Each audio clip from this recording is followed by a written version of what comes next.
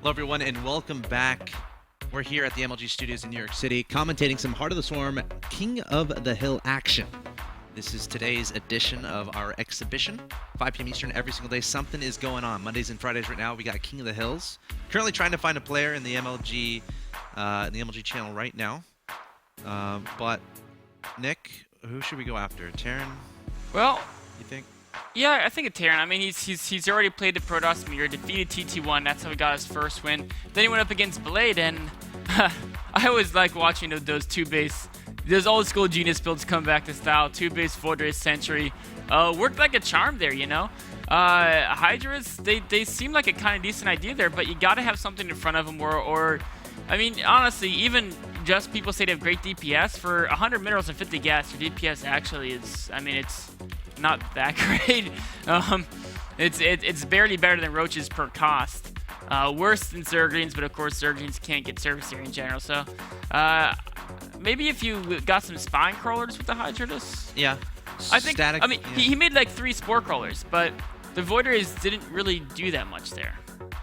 So I think he was just super overreacting to a single Stargate. If you go Hydras, you don't even need any spore crawlers at all. Maybe to get a lot of orders, 1 in each base against Harass, something like that. But relying on maybe Queen Spine would have been better. And then either going Roach Hydra or just pure Roach, or maybe even Banings would have been great actually against Sentry Zealot.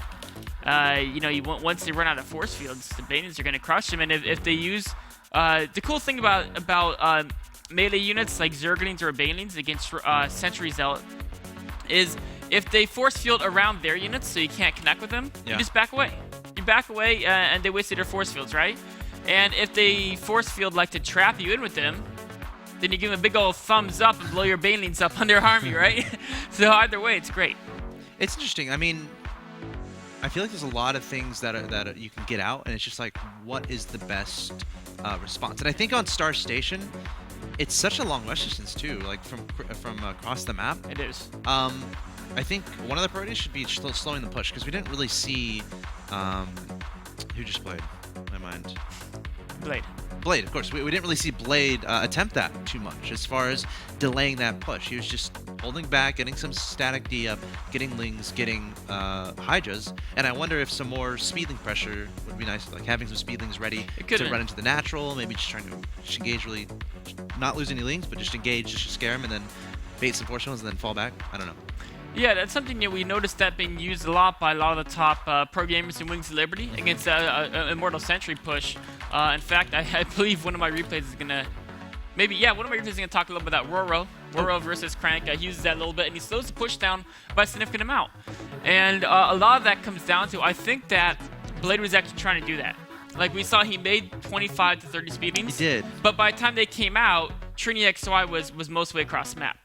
And there's 2 ways you can address that problem. One is, okay, I need to get the Zerglings fast for my build. But then honestly, I think the Zerglings were built at the right time in his build. I think that the problem was just that he didn't execute the macro of the build to the standards that Trini executed his macro. Because Trini macroed that really, really well. 945 was moving out with a great army. Yeah. But Blade at 945 hadn't even finished joining up yet. Because remember, he made those links to deal with the early Zealots too. He did. That slowed him down a little bit. Yeah. But I mean, that fact, I mean, that slowed Trini's build as well.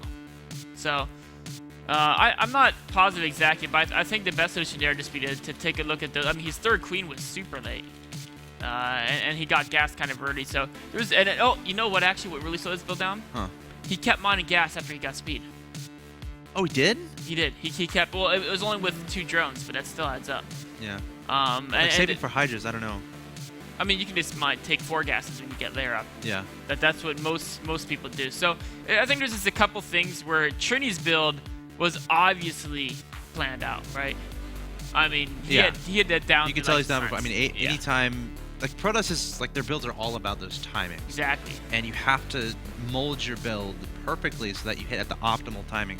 And that's what we saw TriniXY do there. So definitely a nice game, and get in the lobby up here. It's harder for Zerg, you know, because it's harder for whoever is the defender. Like if a Zerg comes out and gets one of those hatch cancel roach timings, right? They can practice that build, and it's the same every time they practice it, right? They get timed out perfectly. But the defender who has to react to it, they have to kind of make their build up on the spot a little bit, and it's much harder to do things like know exactly how many guys to put on gas, right? How many guys she leaves on gas. I mean, how often do you even see a Protoss open with that gateway Zell type rush? I mean, I think that sometimes. Yeah, sometimes, but like the amount of times Zerg has played versus that, you know, is enough that their whole pre-planned out, you know, 9-minute macro plan is going to get thrown off a little bit, and it takes an extraordinary Zerg to be able to really keep your build in check and keep your timings flexible, so you know how to adapt to all that. Yeah, you know, Protoss all-ins are one of the hardest things to deal with, as even a Terran player, as a Zerg or Terran player. And it's a real challenge to try to hold them off. So being able to just have every single one of your Zerg defensive timings, like, all right, I want to get gas at this time. I want to finish droning at this time. I want to start my roach run at this time. I want to start my layer at this time, and get all my units out on the field to be able to prepare against this. And you have to scout what all-in is coming at you. That's another important part too. You know, fortunately for, I keep forgetting his name. TriniXY? Blade? What was it? Zerg? The Zerg? Blade. Blade, yeah. Blade, he scouted the Void Ray, but unfortunately for him, he lost 2 Voiders to scout it because the Voider just came out and killed the Overlords. And when you scout a Void Ray, you can't really know for sure it's an all-in because it just could be a Void Ray into third or something. You got to keep the speedings at third base. Yeah. So yeah, lots of interesting stuff going on in Heart of the Storm. Here we are in the game, finally here. The Challenger is going to be in the bottom left-hand location of Daybreak. He's the blue Terran player, Graype. He's a Grandmaster and was in the chat channel. So that's a silent Y. Yeah. No. Graype. You definitely say Y. Great. Great. Silent Y. What does that even mean? Well, I don't know. It sounds to me like we're just pronouncing it like grape. All right, then take off the PE. What word is it? Great. Silent Y.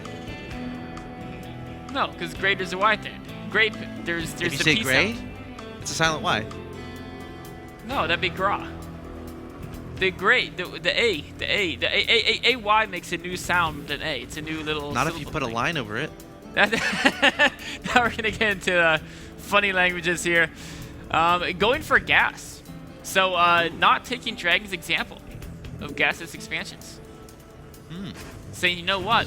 I want to see him make Widow Mines. I love Widow Mines. Yeah, Widow Mines are cool. Let's see Widow Mine. 111 is significantly stronger now. You know what else I think? I want to see more of those Hellbats. Yeah. You notice that Dragon did better in the fights when he made Hellbats, and then he stopped making them, and he started getting crushed? That's a good point. Yeah. And he only had like 6 or 7 Hellbats in some of those battles, but like, they like tank so well. Like, people are concerned about how fast they kill Zelts. Like, I would take a Hellbat if it did almost no damage. You know why? Why? Look, because, okay, it's got the life of a Marauder. Okay? It's cheaper than a Marauder. Doesn't cost the gas. It builds easier than a Marauder because you can reactor it out. Even though it does come from a factory, it's still the fact you can reactor out makes it overall cheaper. And what are Terrans using their factory gun anyway? Exactly. And furthermore, it's not armored.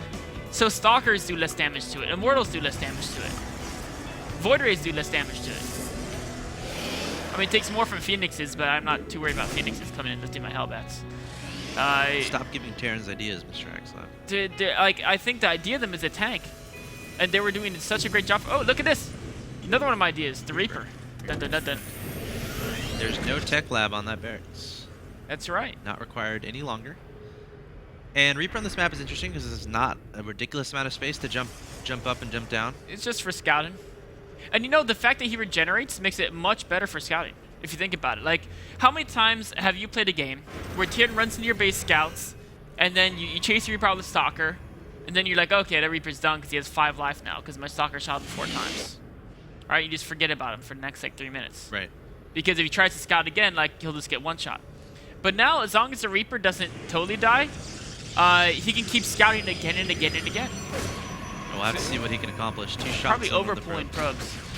A little bit of overreaction there, but yeah, like right here. I mean, he's getting great information. Ooh, I think he could have.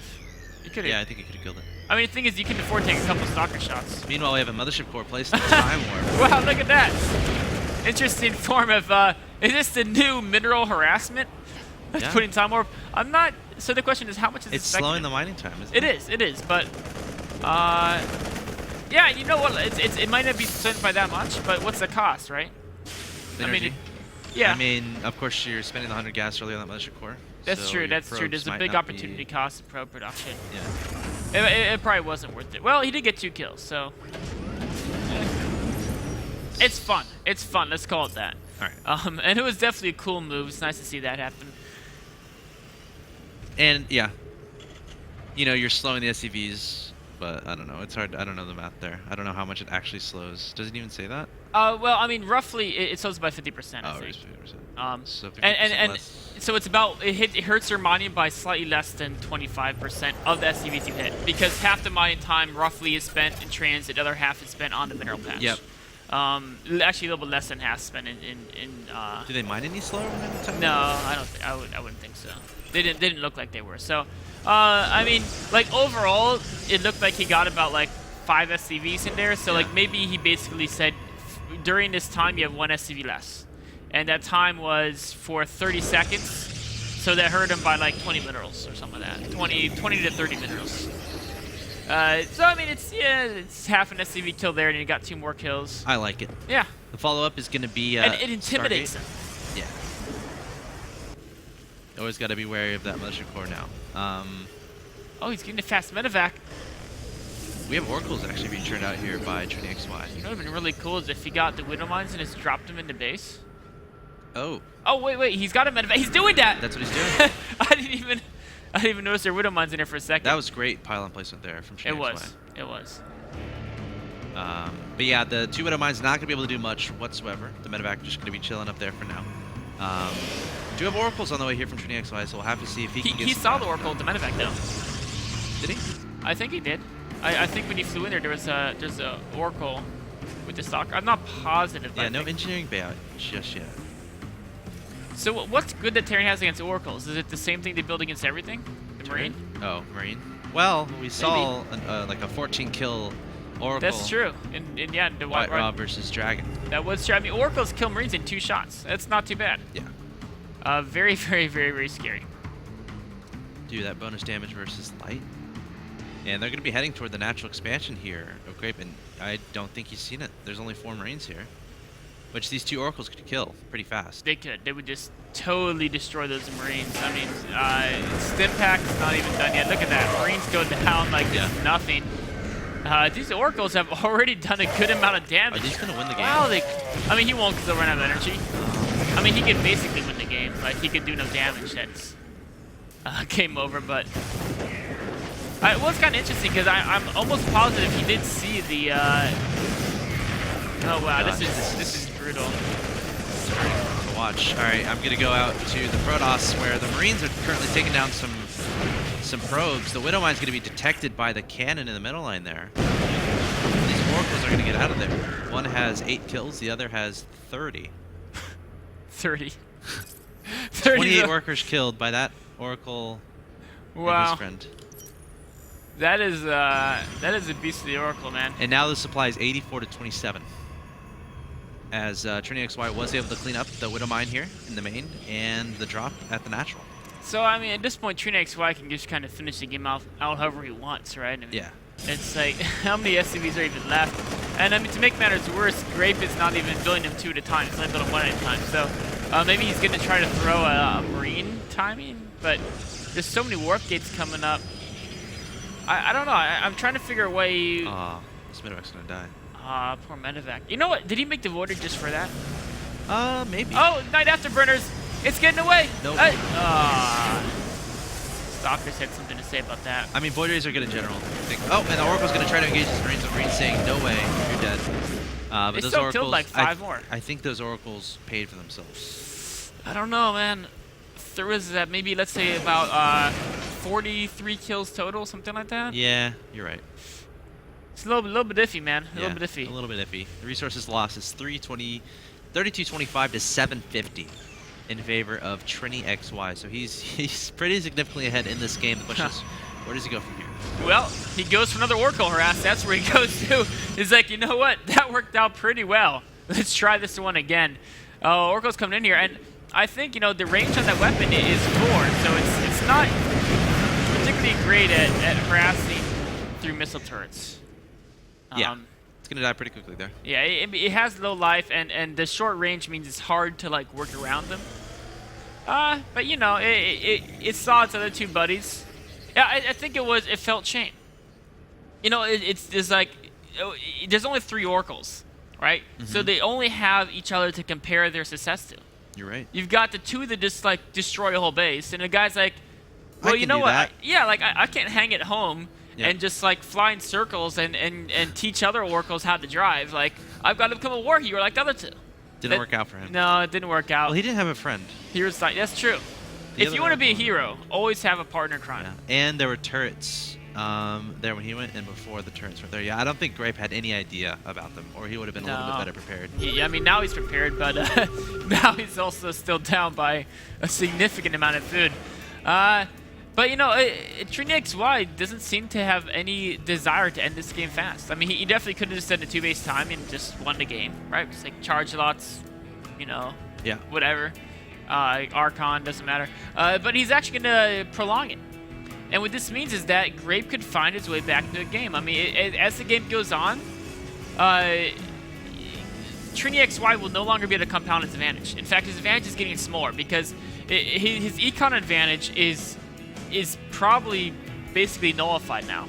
By now it's gone. Sure. And that means that they're both going to develop their armies at the same rate, which means that the relative strengths will get closer and closer and closer. So, I mean, TriniXY still has a significant advantage, but like 5 minutes from now, if nothing happens, it'll be almost all gone. 5 minutes from now, they'll pretty much both be maxed. TriniXY will have a little bit bigger bank, but you know, if he's not able to win the battles, he's still going to end up losing this game. Yeah, we'll have to keep an eye on how the engagements end up going. That's an annoying pylon. He's saying Zerg can get it with Overlords. Well, you know what? Protoss can too. I mean, you can't really put Creep there, so it doesn't stop by quite as long. I'm going to cancel it. Yeah, I'd hope he'd cancel it. Oh well. Not a big deal. 100 minerals. And it's going to signal his move out. Yeah, he's got lots of stuff in his composition. Plenty of charge lots, Stalker Sentries. Upgrades. Got an Archon. We got this High Templar. And he's chewing on the upgrades. I don't think, does Graype even have any? He's got one. Okay. Yeah, perfect decision by Graype. He's got to back away. The Marine sees the army with the Watchtower, and he's like, you know what? I can't deal with that. And you know, I think he should put his army, he shouldn't even try to hold this. Maybe he can hold the ramp, I don't know. I'd almost like to see him like put some of the army in the main and shoot from the high ground, like kind of create this, like, maybe build a depot wall. Because that wall is mostly charge shots, right? So if you have a depot wall, it'll buy your Marines time to try to split around the storms. Actually, I don't know, bunkers? There's so many storms. Where's this ghost at? I saw him, he got the energy upgrade a while ago. Oh yeah, he has the academy. Does he just get the energy upgrade but not build any ghosts? That'd be... Yeah, I mean, the energy upgrade's been done for about 2 minutes. All right, Graype just loaded up a third of his army into medevacs. But he's going to try to engage this anyway. Marines and Marauders coming out. There goes the Time Warp onto the Marines and Marauders, and the Storm onto the SCVs. Everything's going to melt away. Even running his own Zealots into some storms, but he's not too concerned. They're tough. They're tough guys. Graype is going to try to make something happen with this drop. No, they were just getting out of there. They knew the base was dying. The destruction. They knew what was coming for him. So they're like, screw this. We're bouncing. Let's get out of here, boys. There's no SCV there to help rebuild anywhere, though. Oh, that's true. He should have brought an SCV. Yeah. You know what? If he just lifted his instead of trying to fight with Marine SCV against Storm, because it's not a very good fight, what if he just gave up the natural and pick up his army life at least? Well, yeah, we saw Dragon attempt that. Yeah, I mean it didn't work out anyway, but. And there's the GG from Graype. So TriniXY is now on a 3-game winning streak. Knocked off the Protoss, knocked off the Zerg, and knocked off the Terran, man. Yeah. It's got a hat trick of races going on right there. The Protoss is actually doing really well so far in part of the Storm King of the Hill. We got TT1 with 4 wins, TriniXY with 3. Cats from before had 4, but Protoss is doing well. They are. Right now, the first and third most streakiest players in the King of the Hill are both Protosses.